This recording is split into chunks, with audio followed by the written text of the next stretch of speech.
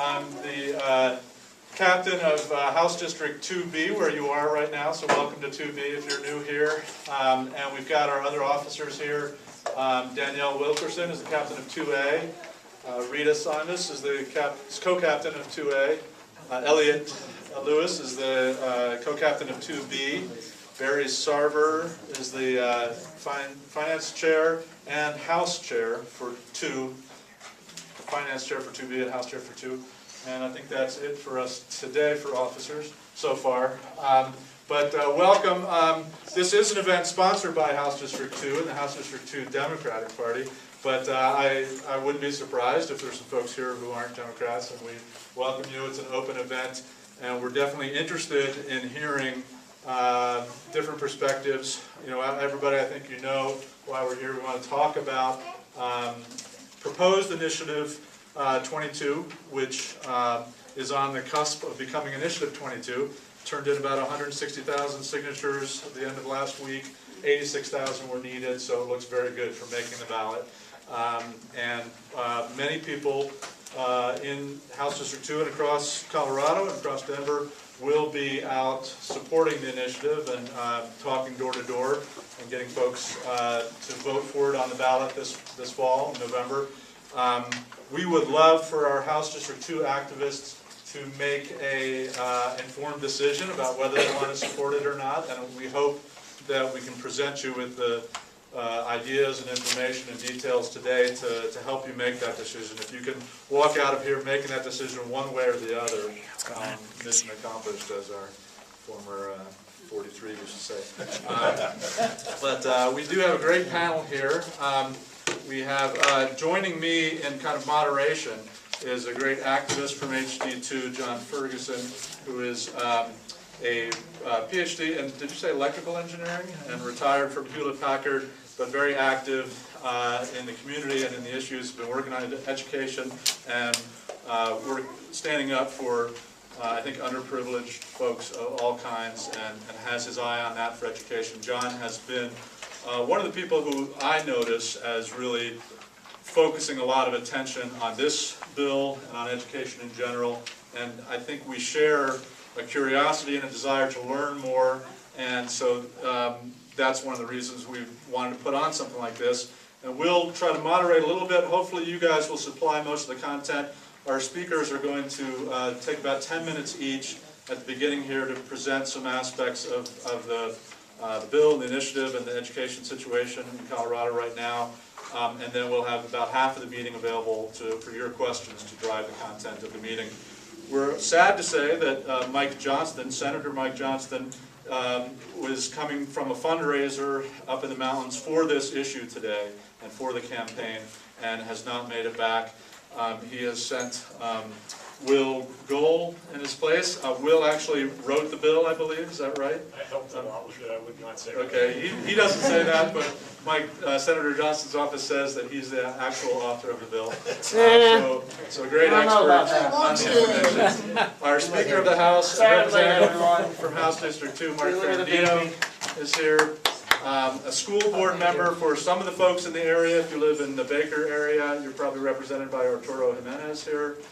And representing Great Education Colorado is Sue Catterall. Am I pronouncing that right? So we're going to start off with Sue to give us a little perspective on where we are in education, where Colorado is coming from, where we need to go, and then we'll move into some specifics about the bill. I've got a timer that will blare an old car horn when you hit 10 minutes. And if you need to wrap up after that, please do, but we'll keep moving. All right, thanks. Very good. Thank you. Hello, everybody. My voice doesn't project quite as well as Owen's, but can everybody hear me in the back when I talk like this? Okay. I am Sue Catterall, and I'm with Great Education Colorado. I'm an outreach director, new to the job, so I have to confess that I don't know everything about this bill, although I have been watching it for several months. I live in Douglas County. I have 2 kids. They're twins, and they will be seniors at Thunder Ridge this year. For those of you that don't know about Great Education Colorado, we are a statewide nonprofit education advocacy organization. So we advocate for better funding for public schools, preschool, K-12, and higher education. We have about 31,000 people on our email list. Those are our supporters. And just to give a little plug, we have a sign-up sheet in the back if you're not on our list and you'd like to join it. I'll be mentioning that again.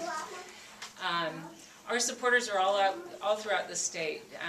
Grand Junction, Greeley, Pueblo, Denver metro area, suburban, urban, and our supporters cross the entire political spectrum, and all income levels, quite frankly, because education, I think, is one area that we can all come together on. I just want to mention that the Colorado Commits to Kid initiative is, I think, our best opportunity for bringing some much-needed resources into our schools in the near future. We won't have an opportunity like this for a long time, and so it's real important to me, not only for my kids, but for kids across Colorado, that we make this happen. So what I'd like to do is just paint a little bit of a picture about what's happened with our funding over the last several years, and really where we'd like to go with funding. For those of you that are not aware of this statistic, there are 850,000 students in Colorado, and we grow by about 10,000 students a year. And another thing that is interesting to note is that schools' fundings are based on how many students they have. We have a per pupil funding, so all of that funding is tied to how many students they have.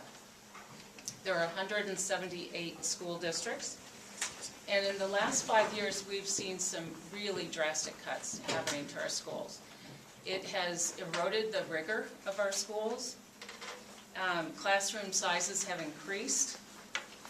Children of the same family, or even children on the same block, will have a vastly different school experience than others in their neighborhood, just on this, based on this 5-year devastating cuts that we've had. So I want to talk a little bit about what these cuts have meant for students, for teachers, for parents, and for our community. And for students, there are a lot of impacts, certainly. One of the most impactful is the loss of additional programs. So music and art programs, enrichment programs have been cut. And for some kids, those are the only reasons they stay in school. So this has been really devastating. At some elementary schools, music programs have been cut back, or they're offered as a fee-based program after school. And we know that not every family can afford that. Graduation requirements have been reduced. In my district, Douglas County, they went from 25.5 down to 24. So our school board likes to talk about the fact that graduation rates have improved, that we have more students graduating. But when you look at reducing the number of credits required to graduate, it's sort of simple that that's why that may be happening. Some of our students have been asked to take less than a full load as a cost savings measure. We have open campus at some of our high schools. I don't know if you've been to a Highlands Ranch Starbucks at 10 a.m. on a Wednesday morning lately, but it's kind of hard to find a seat. And they also have fewer instructional minutes. So some of our parents did a study and found that there were 10 hours, a 10-hour reduction in instructional time over a course of a year for a student. So how have the cuts impacted teachers? Most significantly in the increased workload, more students, less planning time. My high school, and I think probably others around Colorado, have gone from a 5 of 7 schedule to a 6 of 8 schedule. And without getting into too complicated details, it basically means they teach one extra class. So they have more students, and they have fewer minutes of planning time to meet the needs of those students. And also in providing individual instruction. They have very little classroom support now. That used to be that educational assistants were prevalent at the elementary school, and that's just not happening anymore. So they're relying more on parent volunteers to fill in. Counseling services have been cut back dramatically. At my high school, there's 1 counselor for every 500 students. So you can imagine that it's a little difficult to service those students. Not only that, but teachers are being held to higher and higher standards.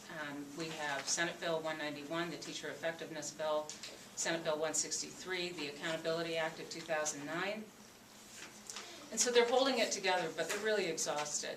And I really have to ask the question, is this what we want for our kids? What have the cuts meant to parents? Well, we have more and more fees. In Douglas County, we pay 50 cents a ride for the bus, which for several families can add up to hundreds of dollars of costs if you have 3 or 4 children riding the bus. Not only that, but the bus stops are farther away, so they have to walk further, which sometimes becomes a safety issue. It's not unusual for parents to pay $1,000 or more in fees to the school, and this would be for technology, activity fees, athletics, all that kind of stuff. Back to school supply lists are sometimes 2 pages long now, and we're providing supplies for basic classroom supplies like reams of paper and Kleenex and things that a teacher would need basically throughout the day. And they've really ramped up the fundraising, these parent groups. What a school might bring in, 3 minutes left? Okay, I'm getting close. A school might raise $3,000 to $5,000 annually. They're now looking at raising $80,000 to $100,000, which for some schools, you know, they can bring that in one night, but for others, they can barely make that much in an entire year. So it's not equitable, it's not sustainable. Businesses are contributing, they're being hit up for more fundraising. So what we want for our kids really is a great start. We want every child to have an opportunity for preschool and kindergarten, well-rounded curriculum, individual attention so that we can meet the needs of every child where they are. We want them with well-supported, well-trained, good teachers.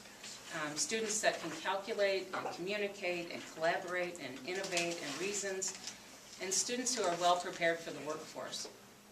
We spend $1,700 less than the national average. There's a chart over here which I won't get up and explain, but you can take a look at it later. That red line shows where Colorado is over the last 40 years, and there's a gold line sort of at the top that represents the average of the national average, and we are $1,700 below the national average. So if the average is a C, you can see where that red line is, and it's not good. We're 40th in student-teacher ratios. Am I running out of time? 2 minutes? Okay. 49th in achievement, and that's the 4th grade reading achievement, where they looked at students who are eligible for free lunch and students who are not. There's a huge gap there. We're in the bottom quintile in technology, not only in what we can offer students, but our connectivity. Bottom quintile in teacher salaries, 38th out of 40 states that fund early childhood education. And one statistic that you should know about is that from 2009-10 to 10-11, we gained 9,000 students in Colorado, yet we lost 500 teachers. So these cuts have been pretty impactful and are being seen in the classroom. We've collected stories from parents and teachers and citizens across the state, and I didn't bring it in, but I have it in my car, and I'd be happy to point you to our place on our website where you can see some of these stories. And I won't go into them because I know I'm running out of time, but I just wanted to kind of paint the picture for you that we really hope to have a better future for our kids, because these last 5 years have been really rough for them. So thank you.